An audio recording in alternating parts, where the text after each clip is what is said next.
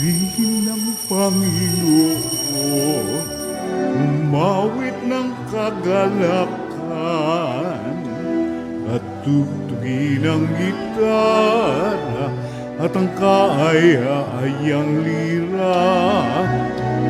Ipan ninyo ang trumpeta, kaya Panginooy dinggin, ang landas niya'y tahakin, habang buhay ay purihin, kagandahang loob niya sa atin. Purihin ang Panginoon, umawit ng kagalakan, at tugtugin ang gitara at ang kaaya-ayang lira.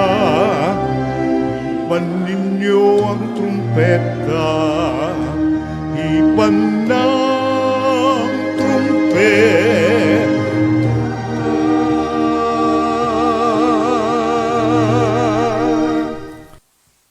Sa ngalan ng Ama at ng Anak at ng Espiritu Santo, Amen. ang pagpapala ng ating Panginoong Hesu Kristo, ang pag-ibig ng Diyos Ama, at ang makikipagkaisa ng Espiritu Santo, naway sumainyong lahat. At sumaiyo rin. Mga kapatid, tinipon tayo bilang mga kaanib na angkan ng Diyos, kaya dumulog tayo sa maawaing Panginoong nagpapatawad ng lubos. Sinugong tagapagpagaling sa mga nagsisisi, Panginoon, kaawaan mo kami. Panginoon, kaawaan mo kami. Dumating na tagapaganyayang mga makasalanay magsisi, Kristo, kaawaan mo kami. Kristo, kaawaan mo kami. Nakaluklok ka sa kanan ng Diyos Ama para ipamagitan kami. Panginoon, kaawaan mo kami. Panginoon, kaawaan mo kami. Kaawaan tayo ng makapangyarihang Diyos, patawarin tayo sa ating mga kasalanan at patnubayan tayo sa buhay na walang hanggan. Amen. Manalangin tayo. Ama naming makapangyarihan, ang iyong paglingap ay di nagkukulang sa iyong pagsubaybay sa tanan. Iniluluhog naming iyong pawiin ang tanang makapipinsala sa amin, at iyon nawang panatilihin ang pakikinabangan naming walang maliw. Sa pamamagitan ni Yesu Kristo, kasama ng Espiritu Santo, magpasawalang hanggan. Amen. Umupo ang lahat.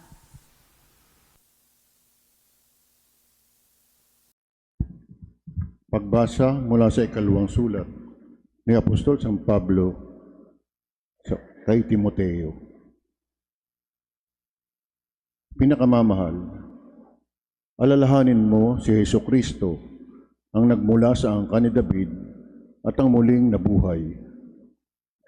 Ito ang mabuting balitang ipinangaral ko, ang dahilan ng aking pagdurusa hanggang sa magapos na tulad ng isang salarin. Ngunit hindi maigagapos ang salita ng Diyos. Pinagtitiisan ko ang lahat ng bagay alang-alang sa mga hinirang ng Diyos upang magtamo rin sila ng kaligtasang mula kay Kristo Jesus at ng walang hanggang kaluwalhatian. Narito ang kasabihang mapananaligan. Kapag tayo namatay, nakalakip ni Hesu Kristo, walang salang mabubuhay na kasama niya tayo. Kung tayo man ay magtiis ng hirap sa mundong ito, maghahari naman tayong kapiling ng ating Kristo kapag siya itinakwil sa harapan ng mga tao. Pagdating ng takdang araw, itatakwil niya tayo. Kung tayo may hindi tapat, si Kristo ay tapat pa rin, sapagkat ang sa Kanya ay hindi niya itatakwil. Ipaalaala mo sa kanila ang mga bagay na ito at pagbilinan mo sila sa ngalan ng Diyos na huwag magtalo-talo ng walang kabuluhan. Walang ibubungang mabuti ang ganitong pagtatalo. Manapay kapahamakan ng nakikinig. Pagsikapan mong maging karapat-dapat sa Diyos manggagawang walang dapat ikahiya at tapat na nagtuturo ng katotohanan. Ang salita ng Diyos. Salamat sa Diyos. Ang tugon po sa bawat saknong ng salmo. Poon ang iyong landasin, iyong ituro sa akin. Ulitin po natin. Poon ang iyong landasin, iyong ituro sa akin. Ang kalooban mo, ituro, O Diyos. Ituro mo sana sa aba mong lingkod. Ayon sa matuwid, ako ay turuan. Ituro mo poon ang katotohanan. Tagapagligtas ko na inaasahan. Poon ang iyong landasin, iyong ituro sa akin. Mabuti ang poon at makatarungan. Sa mga salari, guro at patnubay. Sa mababang loob, siya yaong gabay, nagtuturo ng kanyang kalooban. Poon ang iyong landasin, iyong ituro sa akin. Tapat ang pag-ibig, siya ang umaakay. Sa tumatalima, sa utos at tipan. Sa tumatalimay, siya'y kaibigan at tagapagturo ng tipan niyang banal. Poon ang iyong landasin, iyong ituro sa akin. Alleluia, Alleluia, Alleluia. Si Kristo ay nagtagumpay, nalupig ang kamatayan, nagningning ang pagkabuhay. Alleluia, Alleluia, Alleluia. Sumainyo ang Panginoon. At sumaiyo rin. Ang mabuting balita ng Panginoon ayon kay San Marcos. Papuri sa iyo, Panginoon. Noong panahong iyon, isa sa mga iskriba ay lumapit kay Jesus at nagtanong, "Alin pong utos ang pinakamahalaga?" Sumagot si Jesus, "Ito ang pinakamahalagang utos. Pakinggan mo, Israel. Ang Panginoon na ating Diyos, siya lamang ang Panginoon. Ibigin mo ang Panginoon mong Diyos ng buong puso, ng buong kaluluwa, ng buong pag-iisip at ng buong lakas. Ito naman ang pangalawa. Ibigin mo ang iyong kapwa gaya ng iyong sarili. Wala nang ibang utos na hihigit pa sa mga ito." Tama po, guro, wika ng iskriba. Totoo ang sinabi ninyo. Iisa ang Diyos at wala nang iba liban sa Kanya. At ang umiibig sa Kanya ng buong puso, buong pag-iisip at buong lakas, at ang umiibig sa kapwa gaya na kanyang sarili ay higit na mahalaga kaysa magdala ng lahat ng handog na susunugin at iba pang mga hain. Nakita ni Jesus na matalino ang kanyang sagot, kaya't sinabi niya, "Malapit ka nang mapabilang sa mga pinagaharian ng Diyos." At wala nang nangahas magtanong kay Jesus mula noon. Ang mabuting balita ng Panginoon. Pinupuri ka namin, Panginoong Hesukristo. Umupo ang lahat. Isang magandang umaga po sa inyong lahat. Ngayon po ay Huwebes ng ika-9 na linggo sa karaniwang panahon. At kung kayo po ay nagbubukas ng inyong mga social media, ang kadalasan na nakikita natin sa kasalukuyan ay mga graduations. Kung sino man po sa inyo nakapagpatapos, shout out po para sa inyong mga pagsasakripisyo, sa inyong mga pagtitiis at pasensya, no, na ginugol para ang inyong mga anak, no, lalo na yung mga nasa ibang bansa na nangingibang bayan pa para lamang magkaroon ng malaking kita, makapagpadala dito, makapagpaaral ng kanilang mga anak. Pero nawa, wag natin kalimutan na ang pinakamahalaga sa mundong ito At ang pinakamahalagang dapat nating matutunan ay ang pag-ibig. Kung susumahin natin ang buong Biblia, kahit hindi ka na magbasa nito, pero siyempre, in-encourage natin na magbasa ka, no? Pero ang kabuuan ay pag-ibig. May mga tao na memorize na ang Bible, pero pagdating sa pag-ibig, bagsak. Sa tunay na kahulugan ng pag-ibig, sira. Kaya nga dito, pinapaliwanag ni Jesus kung ano ang pinakamahalagang utos, ibigin mo ang Diyos. At ito ang nagiging basihan, no, na para masabi natin na ang isang tao ay matalino o ang isang tao ay may natutunan. Maraming gagraduate ngayon, marami nang graduate, pero wala namang natutunan. So, aanhin mo yun. Isang medyo nakapukaw na aking atensyon kahapon nang mag-browse ako sa internet, meron pong isang post na bakit daw magpapasalamat yung mga graduate sa Diyos? Bakit daw laging una nais magpasalamat sa Diyos? So, yun yung opinion niya, na bakit magti-thank you sa Diyos? Hindi naman ang Diyos ang naghirap daw, kundi yung estudyante. Ikaw daw yung nagsunog ng kilay, ikaw ang naghirap, ikaw ang nag-aral. So bakit kailangan pasalamatan ang Diyos? Minsan ito yung nagiging problema natin, no? Sa habang tumatalino ang tao, lalo naman nating inaihiwalay ang gawain ng Diyos sa buhay natin. Kaya sana po, no, tingnan natin at suriin din natin mabuti. Ano nga bang naituturo natin sa mga estudyante, sa mga bata ngayon?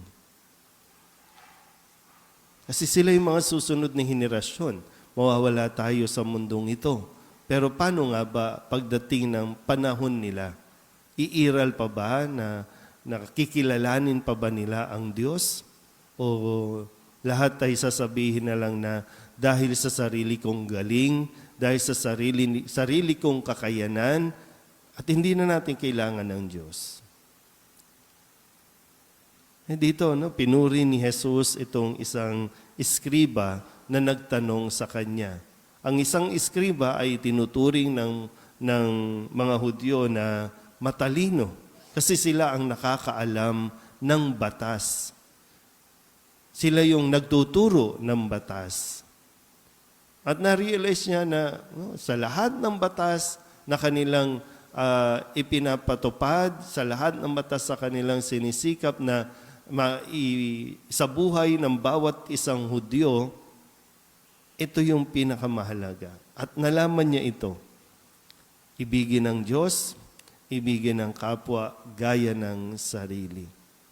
Wala nang hihigit pa dito. Kaya, kung ang mga susunod na henerasyon, hindi natin matuturuan ng tamang pagkilala sa Diyos, puro utak na lang ang paiiralin at hindi uunawain ang tunay na kahulugan ng mga utos. Kasi yun naman, no? Ang lahat ng utos na ibinigay ng Diyos ay para matuto tayong umibig. Ang isang taong marunong umibig ay mas nagiging mabuting tao. Hindi lang ito basta, no, sana wag tayong makampante na graduate ang mga estudyante ngayon, no, ang mga kabataan ngayon.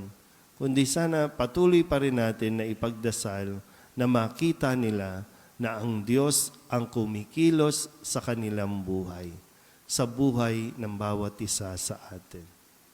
Amen?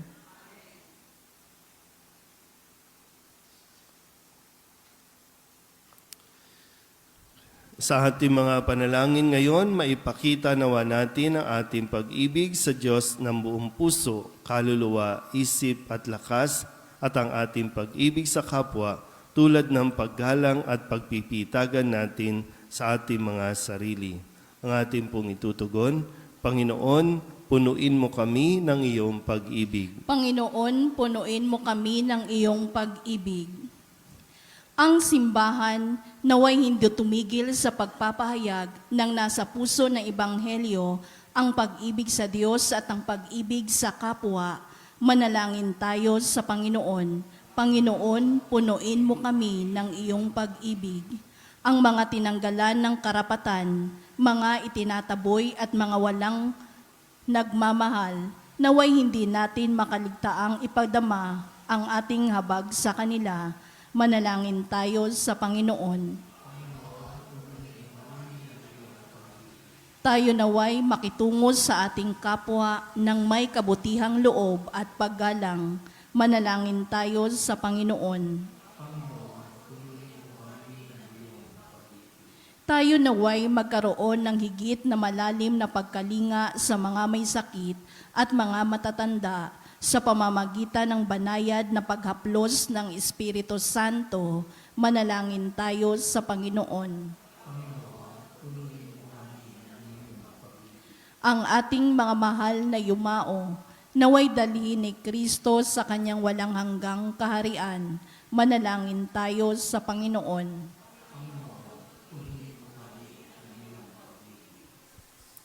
Idulog din natin sa Panginoon ang ating mga personal na kahilingan at mga panalangin para sa ating mga pamilya, kasama mga kahilingan ng mga nanonood sa online. Lahat ng mga misang pasasalamat, espesyal na intensyon, agarang paggaling ng mga may sakit, at ang lahat ng mga kaluluwa na inihiling na ipagdasal sa misang ito.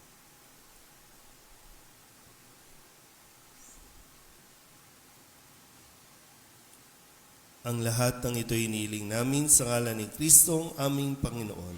Amen. Umupo ang lahat.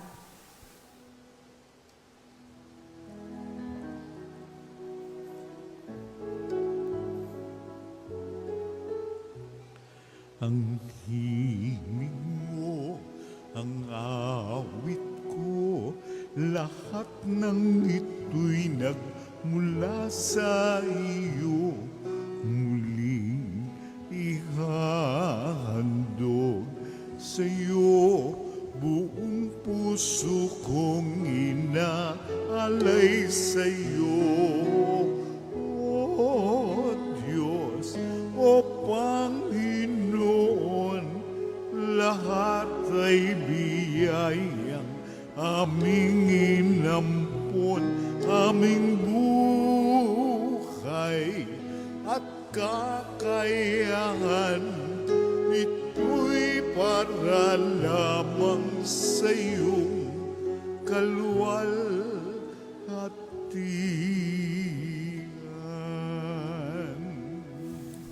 Manalangin kayo mga kapatid upang paghahain natin ay kalugdan ng Diyos sa mga makapangyarihan. Tanggapin nawa ng Panginoon itong paghahain sa iyong mga kamay, sa kapurihan niya at karangalan sa ating kapakinabangan at sa buong sambayanan niyang banal. Ama naming lumikha, sa iyong katapatan kami nagtitiwala.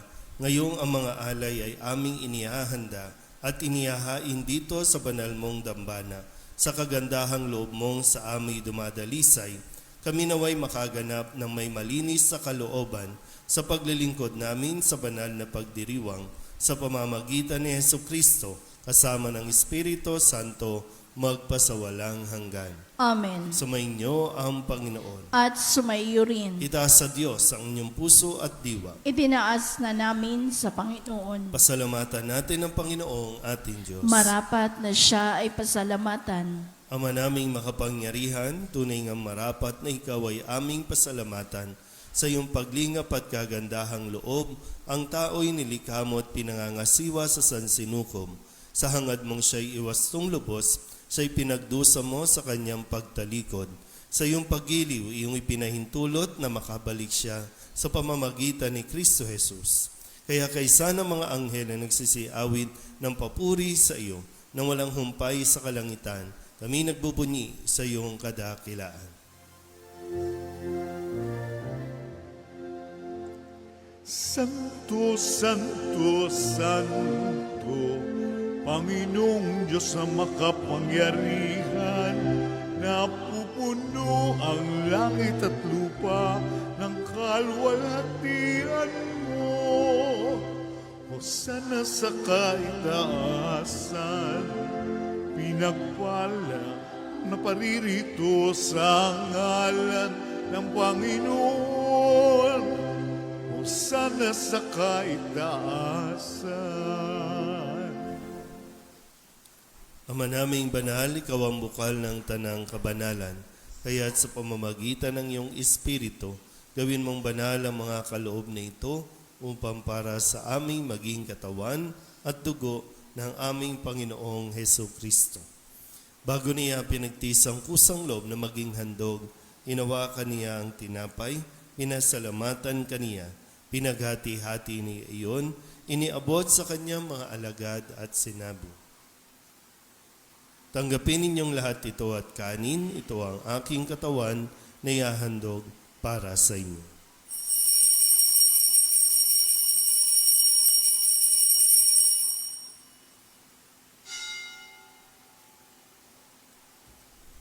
Gayun din naman nang matapos ang hapunan, hinawakan niya ang kalis, muli kaniyang pinasalamatan. Iniabot niya ang kalis sa kanyang mga alagad at sinabi, "Tanggapin ninyong lahat ito at tinumin. Ito ang kalis ng aking dugo, ng bago at walang hanggan tipan. Ang aking dugo na ibubuhos para sa inyo at para sa lahat, sa ikapagpapatawad ng mga kasalanan. Gawin ninyo ito sa pag-alaala sa akin."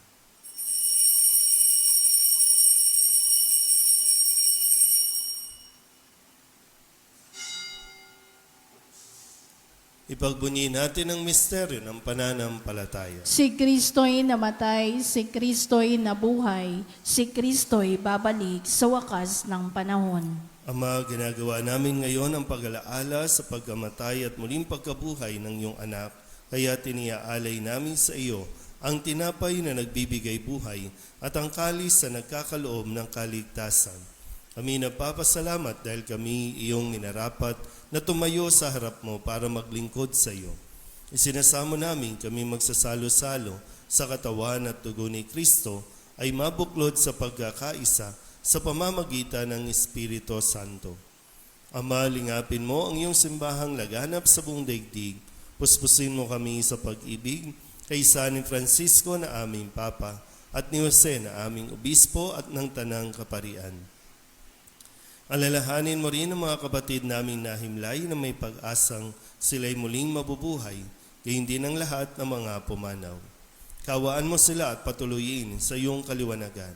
Kawaan mo at paginapating kaming lahat na makasalo sa iyong buhay na walang wakas.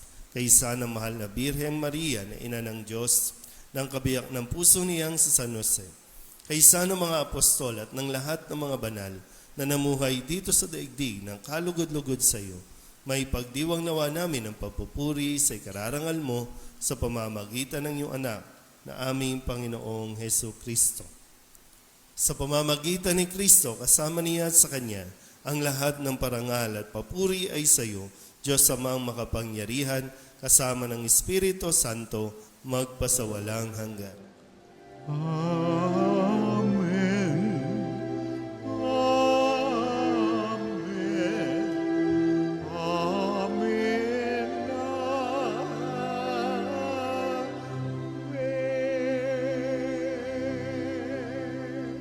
Sa tagubilin naman nakagagaling na utos at turo ni Jesus sa Panginoon natin at Diyos, ipahayag natin ang lakas loob.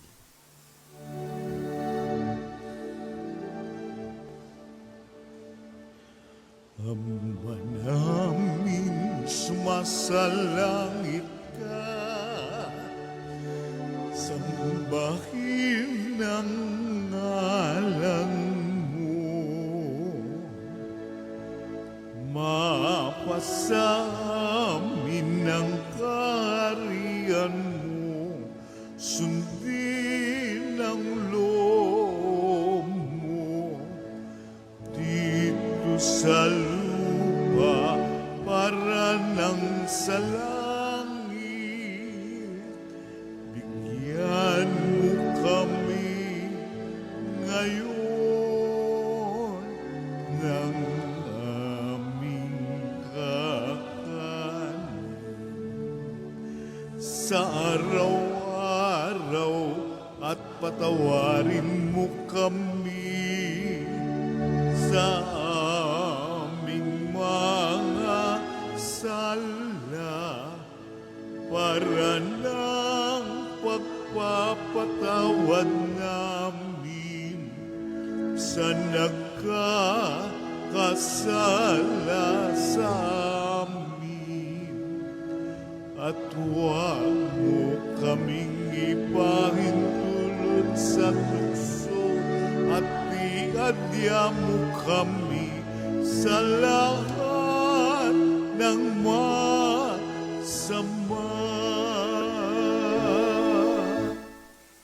Hinihiling namin kami iadya sa lahat ng masama, pagkalooban ng kapayapaan araw-araw, iligtas sa kasalanan at ilayo sa lahat ng kapahamakan, samantalang aming pinananabikan ang dakilang araw ng pagpapahayag ng tagapagligtas naming sa Jesucristo. Sapagkat iyo ang kaharian at ang kapangyarihan at ang kapurihan magpakailanman. Amen. Panginoong Jesucristo, sinabi mo sa iyong mga apostol, kapayapaan ang iniiwan ko sa inyo, ang aking kapayapaan ang binibigay ko sa inyo. Tunghayan mo ang aming pananampalataya at huwag ang aming mga pagkakasala. Pagalooban mo kami ng kapayapaan at pagkakaisa ayon sa iyong kalooban, kasama ng Espiritu Santo, magpasawalang hanggan. Amen. Ang kapayapaan ng Panginoon ay laging sumainyo. At sumaiyo rin. Magbigayan po tayo ng kapayapaan sa isa't isa.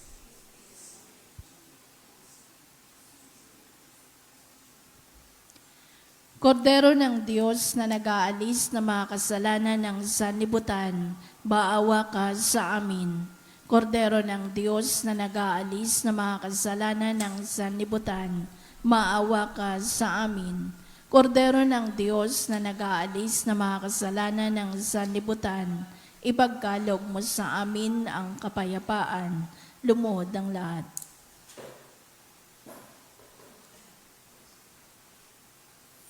Ito ang kordero ng Diyos. Ito ang nag-aalis ng kasalanan ng sanlibutan. Mapalad ang mga inaanyayahan sa kanyang piging. Panginoon, hindi ako karapat-dapat na magpatuloy sa iyo, ngunit sa isang salita mo lamang ay gagaling na ako.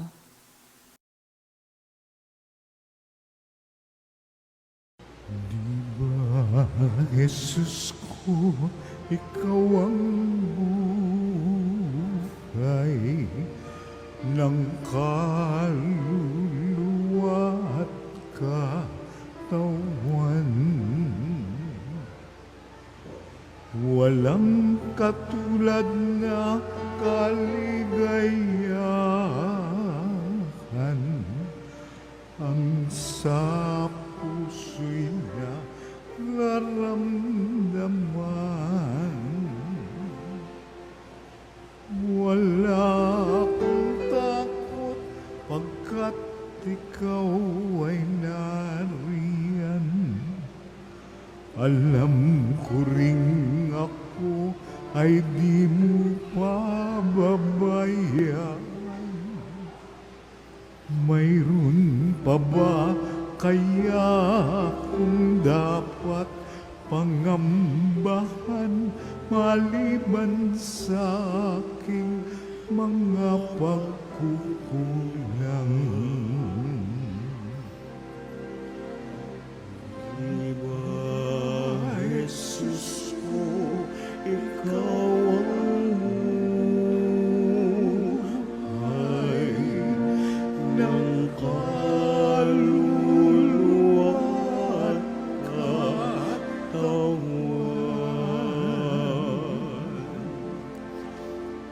Walang katulad na kaluluwa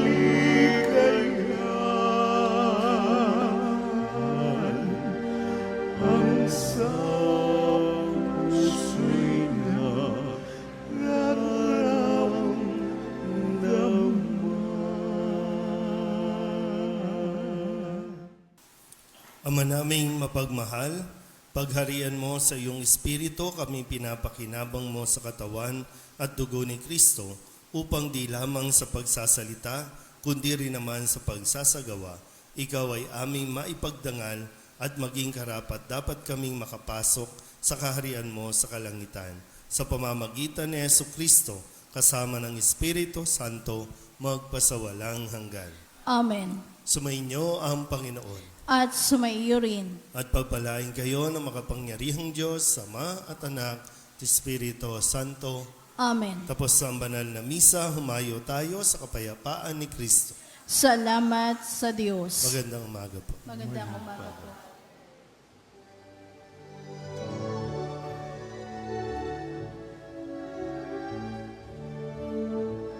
Walang sinumanang nabubuhay para sa sarili lamang. Walang sinumanang namamatay para sa sarili lamang. Tayong lahat ay may pananagutan sa isa't isa. Tayong lahat ay tinipon ng Diyos na kapit.